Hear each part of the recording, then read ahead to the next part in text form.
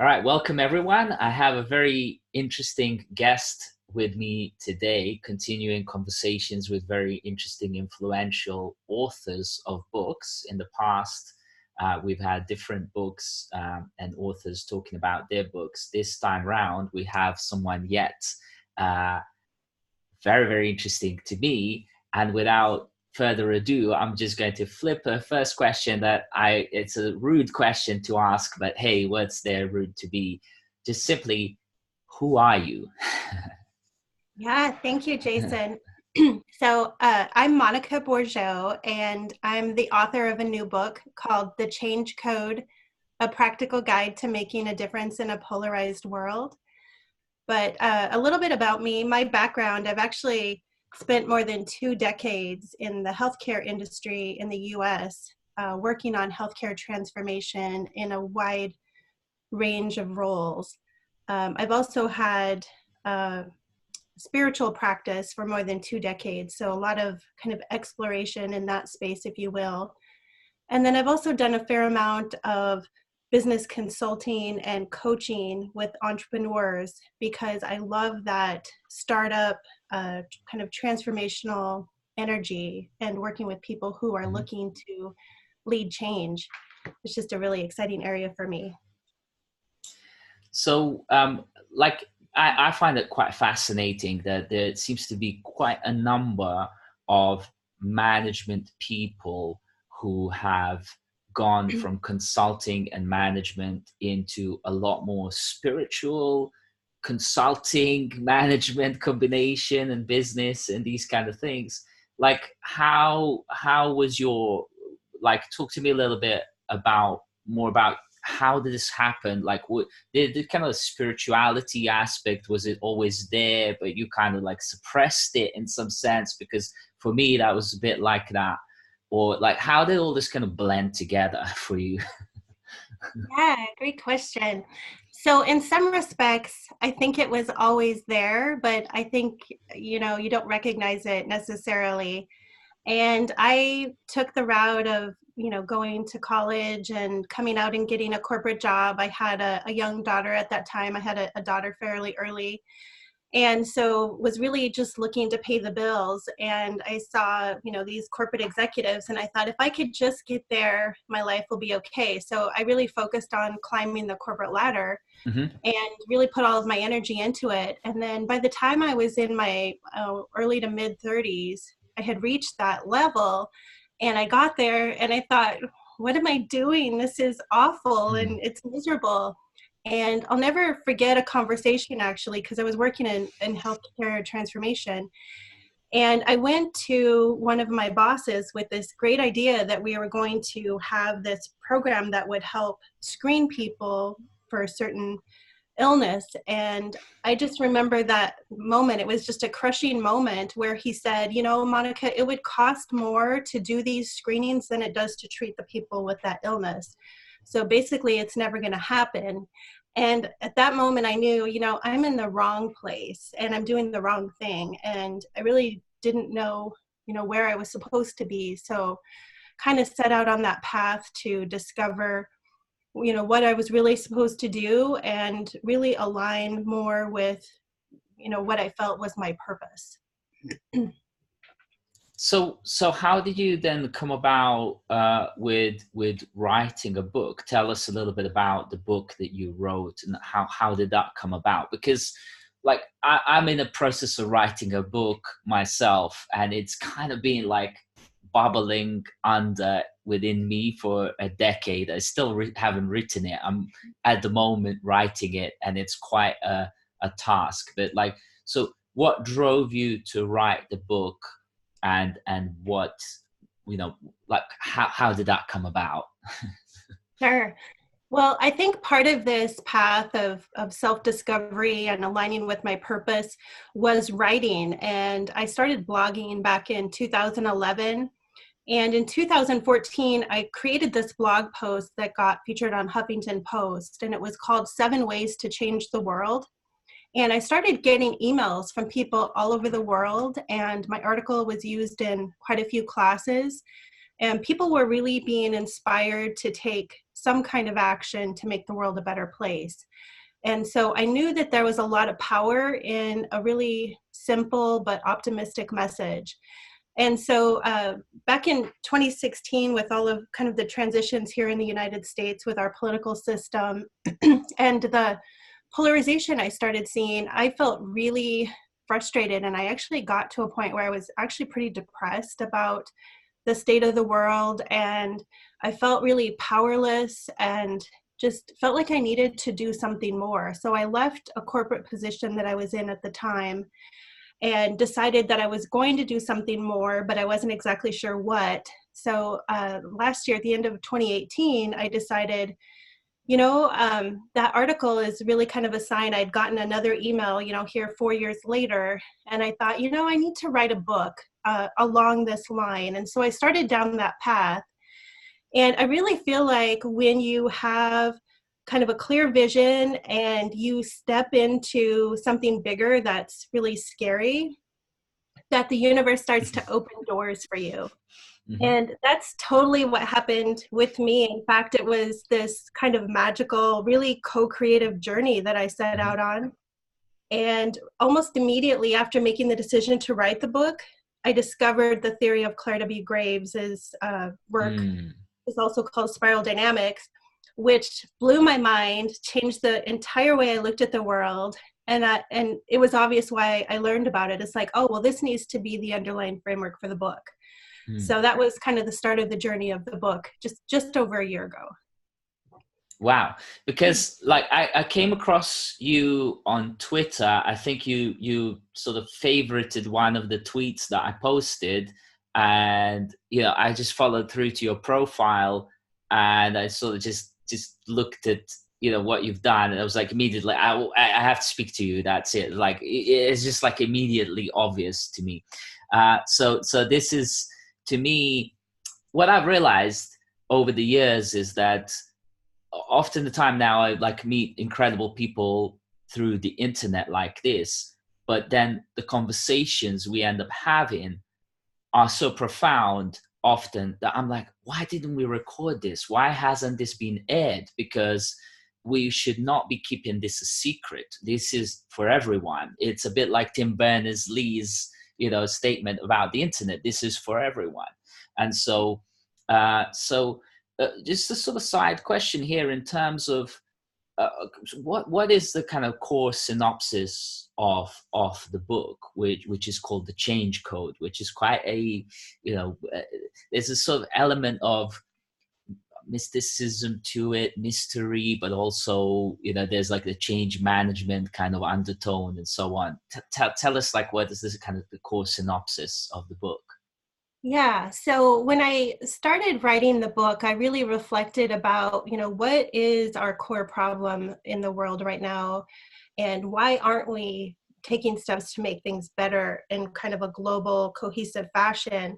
And the answer that I came up with was polarization. I really felt like, how are we supposed to address these significant issues like climate change and immigration and poverty in our healthcare system when we can't even have conversations with each other? So I felt like that was a really good starting point.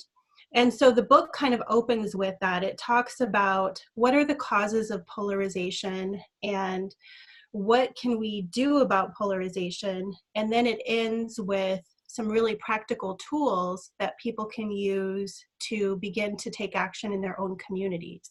And so that's just a quick synopsis of the book. Of course, I also use the underlying framework of Claire W. Graves in the book, which gives a lot of context to what's happening today.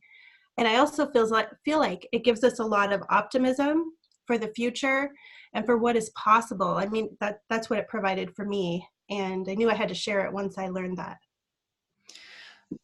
That's awesome. And I think there's also, I'm personally unsure about this. I'll ask this question. It's like, I'm asking it for myself, but I'm sure there's going to be a bunch of people who will find this useful too, in a sense that I often think about whether the wisest thing to do is not to do anything.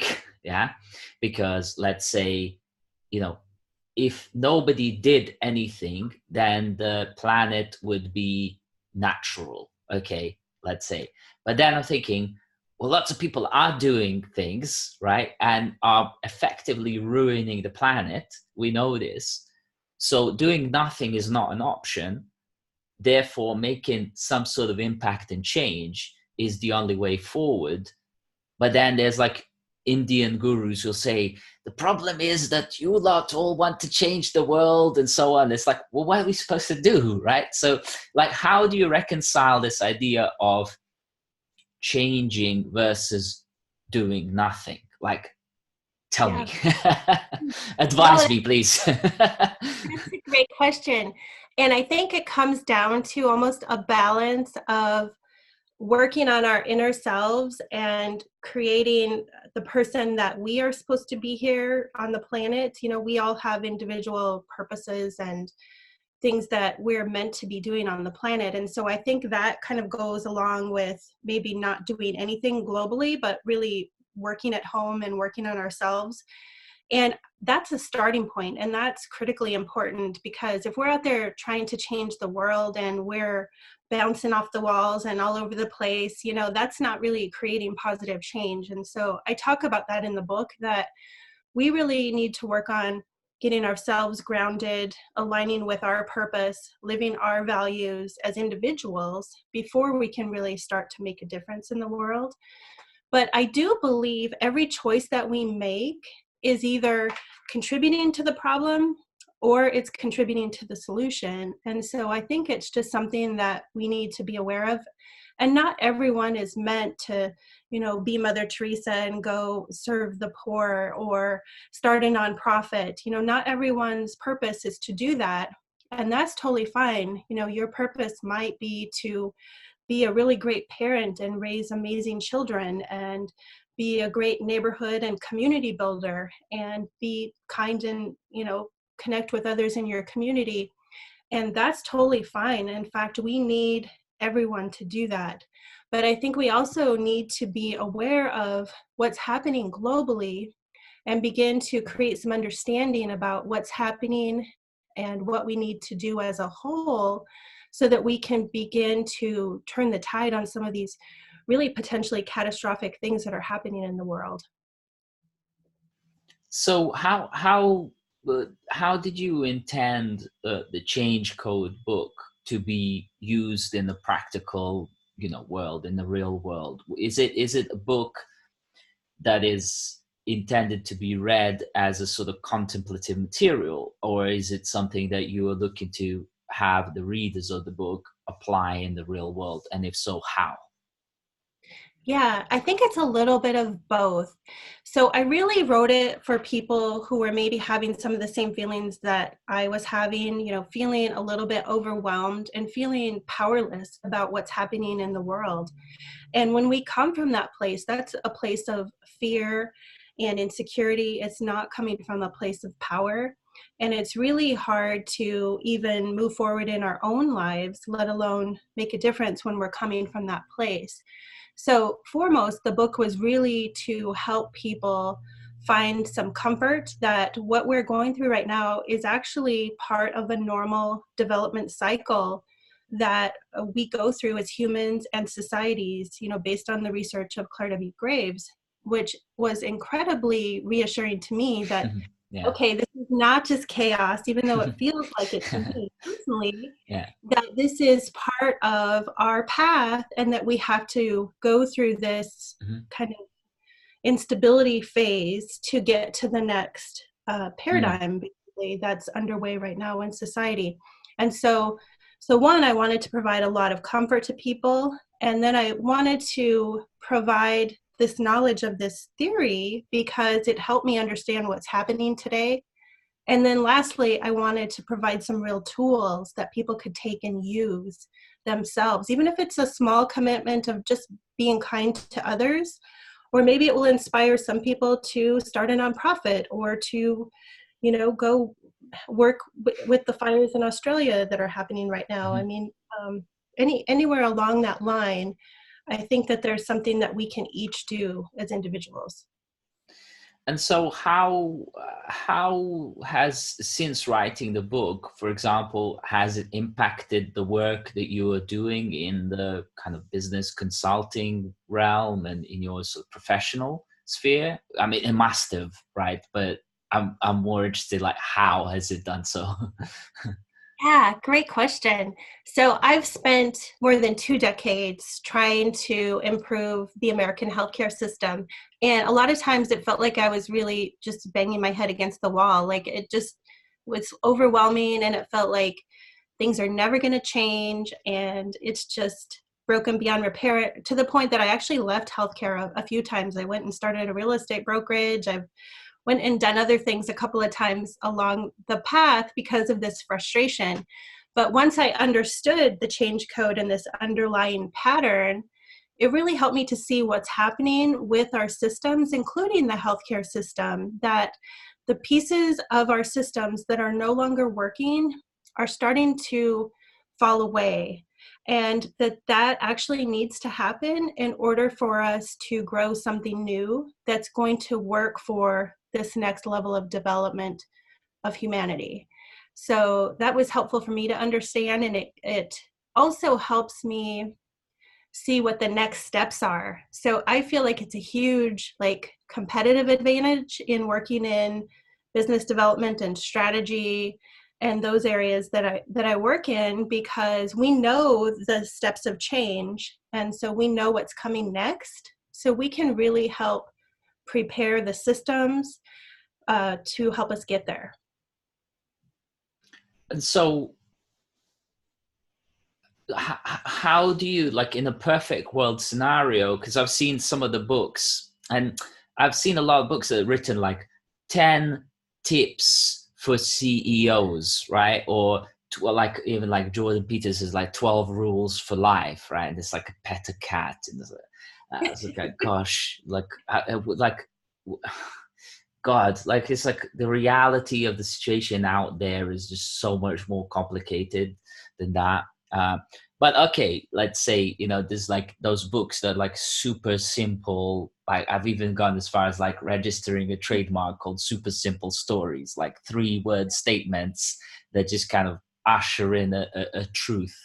But that's not to say that that's like those 3 words describe absolutely everything that needs to be considered within that truth. It's just kind of to prod imagination and to kind of lock in the core thing. But so, but those kind of little books, like, 10 rules for this, 12 rules for that, they end up being kind of disseminated around offices as like almost little pamphlets, almost like some manifestos, right? That then can potentially take some sort of viral, knock-on effect or some sort of mimetic across the company.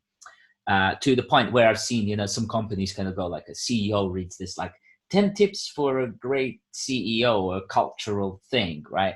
And then it's like, I'm getting this book for everyone in the company, and he buys it for the whole company, and then like 4 people read it, and the other 96 just kind of have it in their rucksack.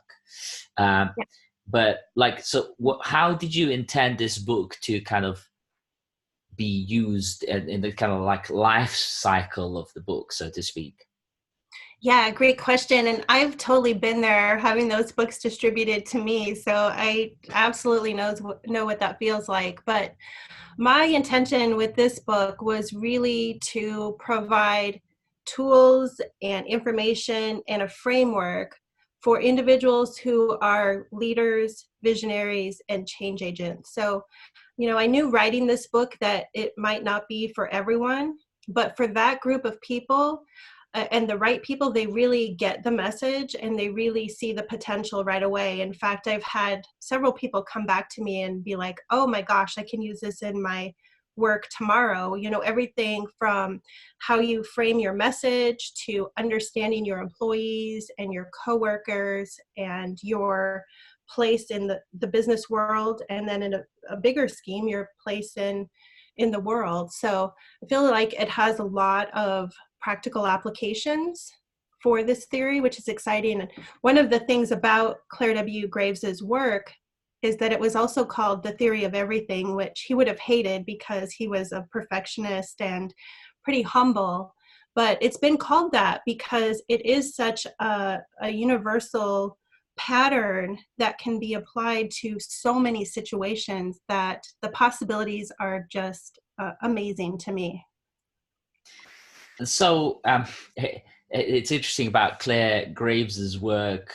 His essay, which is called "Humanity Prepares for Monumentous Leap." I've not been printing anything for over a decade, maybe longer, right? Because it just don't like printers never work, right? So like I hate printers, but then it's also like I don't like to use paper, expensive, it pollutes, it gets thrown away, it's a waste. But like that's one thing that I actually pulled up on the internet and printed it off to be able to actually hold it and read it and then highlight and make notes and stuff. And it's such a neat writing in a sense that it's so digestible and makes sense, and it feels so fresh even today. And so so here's a strange thing, right? We're speaking for the first time, like we've exchanged a couple of tweets and a couple of emails, but this is really first time we speak. And I'm hearing your story for the first time, but I'm seeing such a massive overlap, because what I experienced 3 years ago was that I was working here.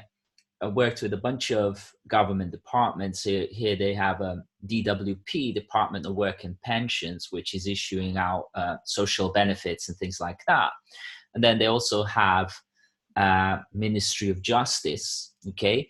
And I was drafted in as an expert advisor, consultant for experience design for the entire change program of Ministry of Justice. So all the courts, all the Ministry of Justice procedures, I was overlooking as an experience design expert, okay, advisor. And it actually drove me into also clinical depression, believe it or not, because I'd realized how much responsibility that was just on my shoulders, and everyone's looking up to me to provide best practice advice on how to make an experience of inside a court where one person has been, let's say, a typical case would be, somebody has been abused in a marital relationship, and they've now created a court case, obviously, where they've taken, let's say, a wife has taken husband to the court because he's abused her. But the courts have been built in such a way that the waiting rooms in the courts are just kind of common rooms. So you end up having this husband and wife sitting next to each other, and she's like terribly afraid and scared of him, yet they're just sitting in the common area, And when I was going into the courts, I realized I was just kind of walking past all these convicted criminals that was just kind of sitting in these common areas. Anything could have happened there. And it's like terrible, frightening experience. And then the scope of the change of this program was to change all these courts, all of them, like local ones, there's like all of them. And I was just really overwhelmed by that. And I wasn't really fully equipped with all this kind of the change code. Okay. So I kind of had to invent the change code as I went along. And then I kind of came at that time, I was coming across the Claire Graves's work in spiral dynamics and integral theory. And I was like, we can apply this, but I'm not really kind of clued up on this as much as I want to be.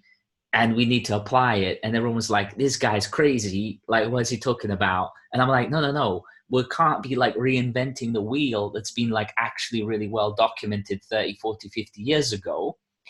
We can just leverage and stand on the shoulders of giants here. And these guys looking at me like, we don't get it. And I was like, me neither yet. Okay. But it makes sense, right? So like, how do you deal with that nowadays? Yeah, that's a great question too. And I think that part of it is sharing this theory and this framework so that people understand what is happening, because I've seen a lot of light bulb moments when people understand this theory. Not everyone is going to be open to it or want to understand it, and that's, just kind of part of the process. But the ones that do will really understand it, and those are really the leaders and the pathfinders that Claire W. Graves talks about. And those are the ones that are going to be able to help design these new systems to help this transition that we're going through right now as a society. Yeah, and like whenever I'm speaking to somebody who's having that kind of global mindset, most of the time the conclusions in these conversations are like, we don't really know what the next system is, or it hasn't been designed yet, or yeah, it's just basically most of the time is we don't know, right? Yeah. But then the tricky thing is to design it in a way that it will work, and how do we know that it will work when we started from we don't know and we've never tried this before, and it potentially has global impact, and these things are happening irrespective, right? So do you have, I mean, the book is relatively fresh still in terms of from when it's been published. Are you having already some real world case studies in which the book has been practically utilized to create some impact, and where it's worked so far? So I'm starting to use it in the work that I do, but again, it's kind of relatively new. I'm actually relatively new to this theory as well. And so it's an ongoing project and process for me. But I was really fortunate to connect with some amazing people around the world who've been using this theory for, 10, 20 plus years in a practical application. And so, those kind of doors opened for me during this process, which was, just amazing. And one of those individuals is Steve Mcdonald, who wrote the foreword for my book. And he's a futurist who has been using this theory for many years, both in the consulting environment, and then now he's actually in the process of creating a documentary where he's going to highlight these individuals around the globe who have been applying this theory and who are using it successfully. And then I also had the privilege of meeting Dr. Don Beck in the creation of this book, and made several trips to Texas in the writing of this book, and spent a huge number of hours just having the most amazing conversations. Your comment at the beginning of this really resonated with me, because the whole time I was thinking, oh, I wish I had this on video. I did record it on my phone for note purposes, but just learning so many amazing insights about how he used this theory working with Nelson Mandela in South Africa during the time of apartheid to end apartheid without civil war. And so some of those applications he talks about in his book called The Crucible, which is a little bit tricky to get a copy of right now. But basically, they created profiles of all of the tribes and different groups that were part of South Africa at that time, and created mimetic schemes. So they looked at all of the different layers that were present in South Africa. And then they were able to use that in crafting their message. So Dr. Beck would tell Nelson Mandela, use your blue speech. I mean, it's the same message, but it was how he would frame it to create more unity. And then they also use the tactic of a superordinate goal, which means creating a goal that will unite people regardless of their value system or layer in Graves's model. And in that instance, they use the superordinate goal of sports, which you may know that story. Yeah. Mm-hmm. There's a movie created about that, Mm-hmm. about how they used soccer, or actually it was rugby, sorry. Yeah, rugby, yeah. To unite South Africa. And so, when you understand these layers of development, there are ways that you can bring groups together. And I think what was really helpful for me is just changing the perspective that, because we see a lot of polarization in the US right now, and I know it's similar in other countries as well right now, but on social media, where you start to think that person is crazy, what are they thinking? How do they have that view? And understanding this framework helped me realize that that individual is not a bad person. They just have a very different worldview than I do, and that there's still ways that we can find common ground and work together. So on that point, one thing that is quite, still I'm trying to process this in the sense of 20, 30 years ago, many of us, like I originally come from Bosnia. I came to UK as a refugee from Bosnia. So I was through like 3 years of war in Bosnia, all that kind of stuff. And so, you know, when we're living in Bosnia, living in like a 200,000 population sized town, and we were thinking that was literally the center of the world, because we had a cinema, we had a river, and we had a theater, right? What else does a town need, right? We had everything. And we had like a little kind of main road through which all the couples would be like ogling each other every night. And then, you know, at 10 p.m. everyone goes to bed because it's work tomorrow at 7. It starts in the morning, and so on. So that was like, our town was the center of the world. And even going to, like, we had some family that was in a smaller town nearby, which now I know it's like 50 kilometers away. Okay. We used to, my mom, when we used to go to that, to visit our family in that nearby town, which was like once a year at most, she would like cook 3 chickens. You know, it's like, we're going on this long trip. We might get hungry. There's like 3 stopovers, you know, we'll like have a meal, 3 meals before we get there, you know. And it's like, my God, to me, that was like, we were traveling a place, right? So, we grew up in this kind of insular environment, but now nobody grows in an insular environment. You know, with YouTube, with this kind of communication devices, you know, children are communicating through Xbox and all that kind of stuff. With, you know, it's like my son is always talking to another kid in Ireland, and then some other kid in Australia, and so on. And they're like, really, it's like a global community just playing games. So, and then they're on YouTube, they're on this kind of, you know, Snapchat, TikTok, this and that. So everyone sees everyone. How do people still have insular mindsets within this? That's what I don't understand. Yeah, well, I think it's just because of their view of the world, because as you know, every layer of the value system has its own like operating manual of how the world should work and their own perspective of how things should be. And we tend to surround ourselves with people who think the same way that we do. So it's really easy to kind of get that reinforcing feedback, and the types of news sources we subscribes to, all of those sorts of things. You know, there's a lot of factors at play for sure, because, you know, because we have the internet, now we have all of these different sources of news. And, you know, even TV, there's a million TV channels, and they're really specialized, and they all have different perspectives. And when you look at, you know, even, you know, 20 years ago, there was just a set news channels. Like, you watched the evening news, we all watched the same news, but we had a shared source of information and a shared source of facts. But that's disappeared from our society because of the democratization of media, right? Anyone with an iPhone can create a blog post or videos or tweets. And so there's no longer that shared source of facts. Everybody's got their own opinion. So that's why you hear so much about fake news and, you know, what's right. And it depends on, you know, who's viewing it as to what's right. And so there's definitely some challenges that we need to overcome as far as that goes.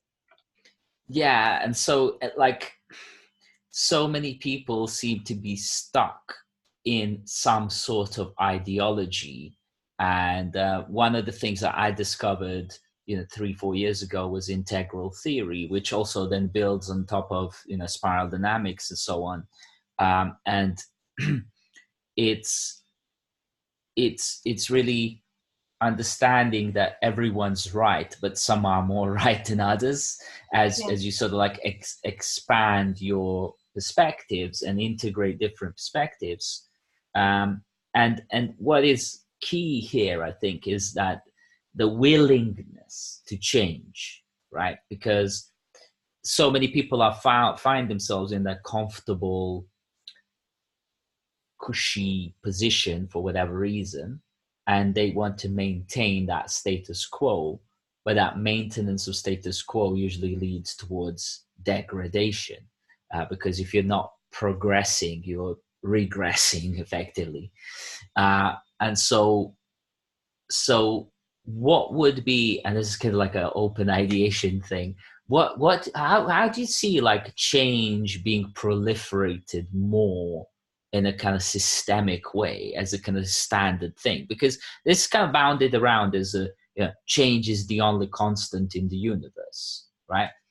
So but how do we make that more practical, like so that like everyone around the world understands that it's like you got to be changing and upgrading yourself all the time, you know? Yeah. Well, I think definitely just helping to educate people on the change process and these different value systems is going to be helpful. But people also have to have an open mindset, because if they have a closed mindset, and Graves talks about this in his work, that they are not open to change. And until that person is willing to have a more open mindset, they're just not ready to do anything. And so, that's a struggle. And part of that, I think, is, what's, cultural norms and those sorts of things too, and your location. But it does all come down to life conditions, right? So if we want there to be change, the life conditions have to change, because we know that is what prompts the change in Graves's model. And so as life conditions get more complex, it requires people to change in order to cope with those new complex situations. And so, as people who are leading change and who are change agents, I really see that one of the most important things that we can do is to help create the locations for people to land when they do move through change, and help to create those positive life conditions that facilitate change. Because there's definitely a lot of circumstances around the globe that keep people stuck. In the Middle East, for instance, there's a lot of people who are emerging and who want to emerge, but there are laws and social systems in place that can make it difficult to move into like the orange value system or the fifth layer of Graves's model.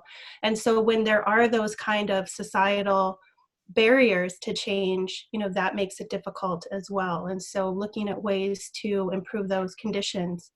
Or if people don't have enough food to eat, it's really hard to start thinking about change when you're trying to meet those basic needs, which unfortunately, that's still an issue in a lot of places on the planet.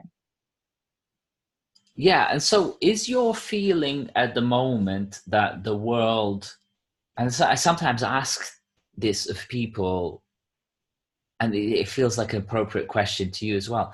Do you feel that the world is going backwards or forwards overall? Yeah, good question. So I see a lot of forward momentum that gives me hope, but I also see that we're in the midst of a regressive value search. So as a whole, especially the United States, it's hard, every country is different, every location is a little bit different, but in the United States, we're in the midst of a shift between orange, which is the fifth layer, and green, which is the sixth layer. And so we're really, I believe, almost at a tipping point where enough people are going to be in green that our society as a whole will be predominantly green. But during that process, there's a lot of resistance to making that change. And so people start to regress to earlier value systems because they don't want to make that shift, but they know what's happening right now is not working. So the isolation we're seeing from too much orange or fifth layer, the plastic in the ocean, the climate change, the economic challenges and poverty that we see in the US, all of those things, that kind of out of control situations we see with corporations and not really taking care of their employees.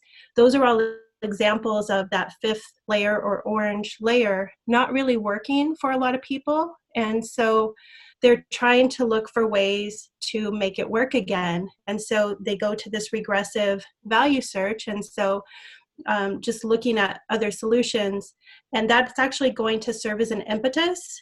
It's like pulling back a slingshot. It's going to help propel us forward faster.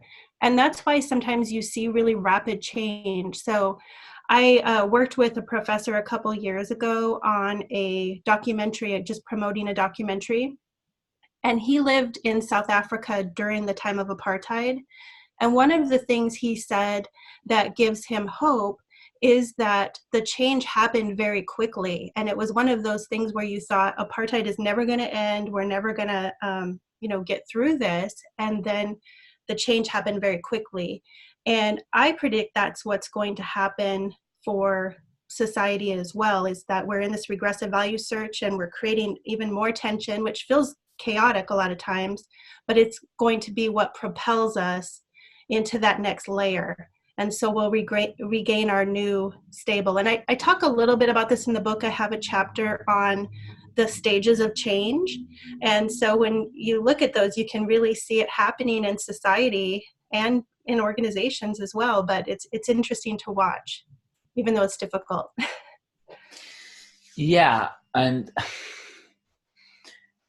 it's tricky to really understand, what stages really certainly even like, you can create a Facebook group of 20 people and you can't really easily determine, is that like orange or is it green or is it quite blue or mixture of the three. But certainly it feels like the world is still heavily populated by individuals who are very red, level 3, egotistical and egocentric, and a lot of people who are just kind of blindly following the rules from level 4, the blue.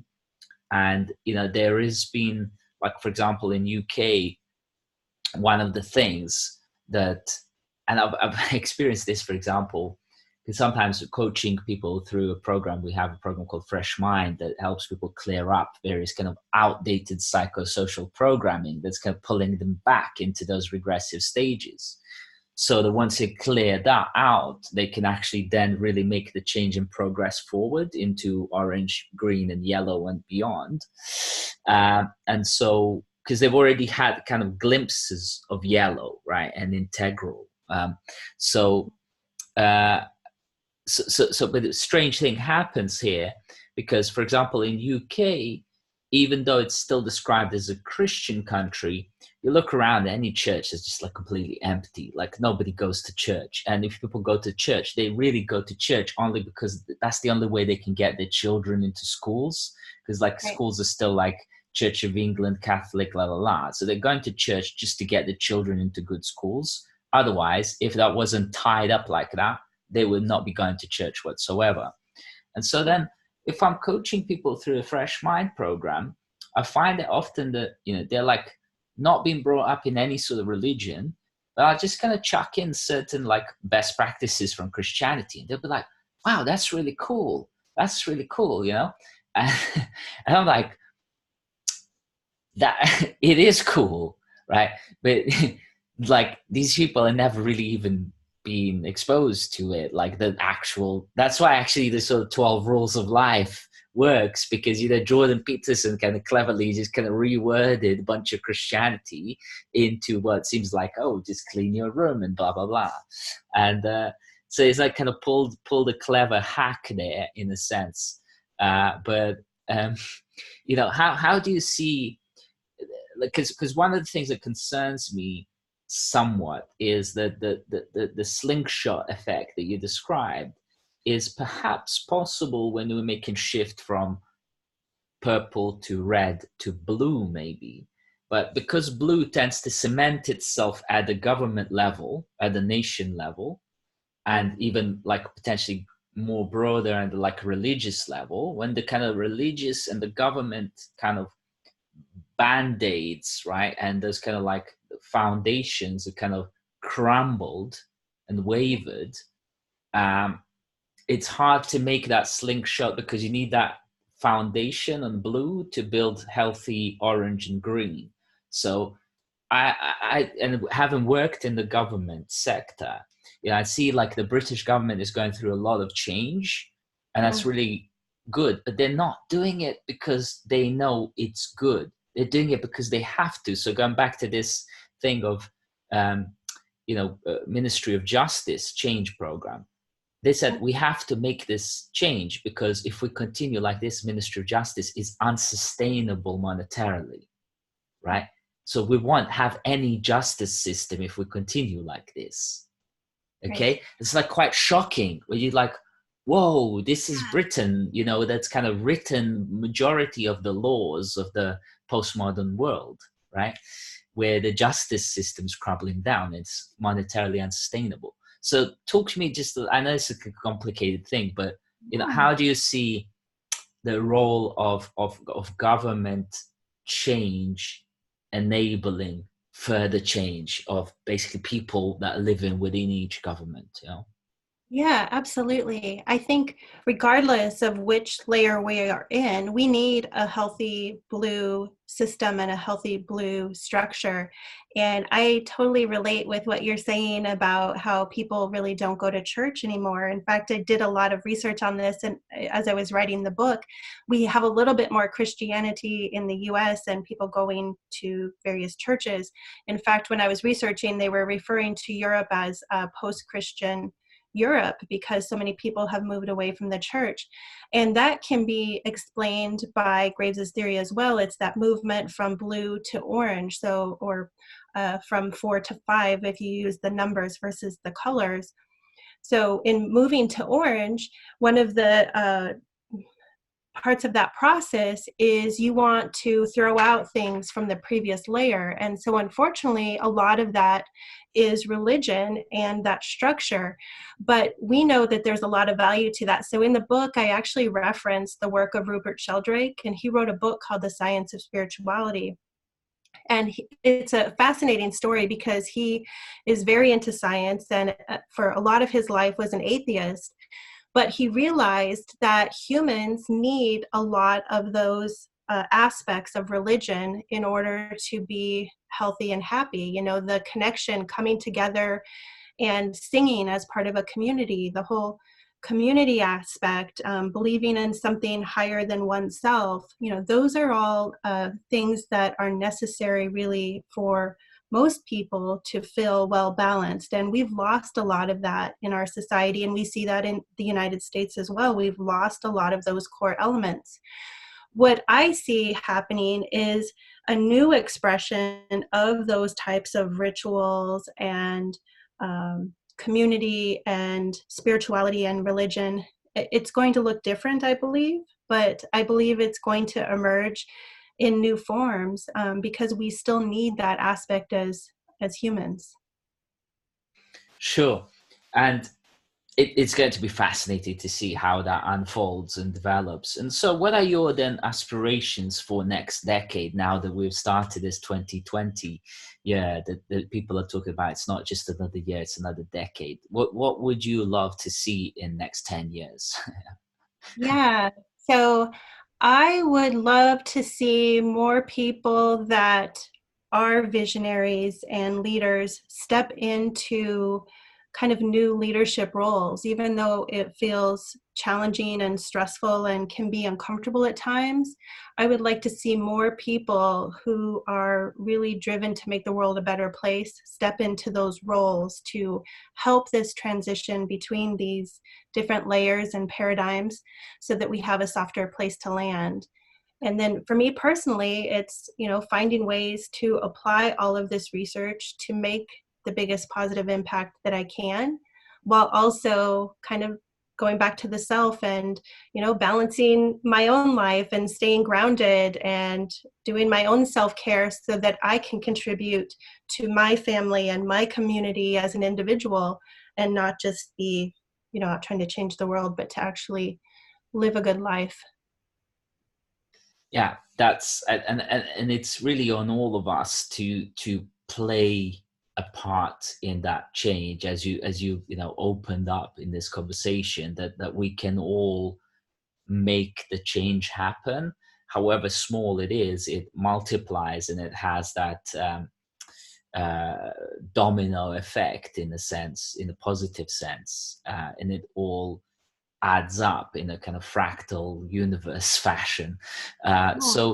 Monica, tell us just, we'll link to all of this in the video and in the comments below, but just like, where do people find out more about the book and about you, and what is it that you're actually looking for in terms of your professional world? Are you looking for clients to consult with, or talking engagements, or what is it that you're after? Yeah. Manifest it. Yeah, absolutely. Well, my priority this year is really to get the word out about the book and to get this message out that, we're in this paradigm shift. We're going through a normal change process, but there are things that we can do to be proactive. So my goal is to really get the word out about the book. So if you can help spread the word about the book, share social media, connect with other podcasters or the media to help get the word out about the book. That's what I'm really here to do. To find out more about it, I have a book website, which is www.thechangecode.net. And that provides my contact information. It provides links to order the book if you'd like to order the book. I also have a free chapter available on the website. So if people want to just check it out and see if it's for them, they can download a free chapter. And then I'm working on some courses as well. So later this year, I'm going to have a free course, and then I'm going to have a more advanced course for people who want to learn more about this theory and how to create positive change in their own lives and in the world. Awesome. And just one more question, like a bonus one. P.S. We have a large community of design thinkers. It's over 6,000 people, and they're literally worldwide, and some of them working at some of the biggest corporations in the world. And so, have you come across design thinking as a thing in your work, and how does that cross connect? If you have. Oh, great question. And it's been interesting because honestly, I had never heard of design thinking until probably this last year. And it keeps coming back into my awareness and connections and that sort of thing. And I really believe it is part of the solution that we need to design these new systems, to design these better places for humanity in general. Because those solutions are not necessarily going to come from a logic, fact-based system. It's going to come from creativity and innovation and vision and kind of those right-brained skills that have not been maybe as popular in the past. I see that as something that's going to be becoming more and more important and just really exciting. Awesome. That's great, because our community is always looking for examples of where design thinking is being used, and we've come across so many different areas where it's being constantly utilized to effectively upgrade things, and not just on a kind of like, here is the process, and most optimal thing, but actually taking into account those human aspects, the feelings, the emotions, the experience, and so on. And so thank you so much, Monica, for speaking to me, and we'll do our best to spread the word about the book, and to feature this conversation in all our channels. And I invite everyone else to like, share, comment, ask questions, and engage with Monica. She's absolutely responsive on social, so interview her for your podcast, for your YouTube channel, for whoever, bring her along to talks, presentations, conferences. She's fantastic. And thank you so much, Monica, and all the best to you and your family and all the work that you're doing. Thank you, Jason, and thank you for the work that you're doing and for having me here today. I just appreciate you so much, and look forward to future conversations. So awesome. Thank you. Yep.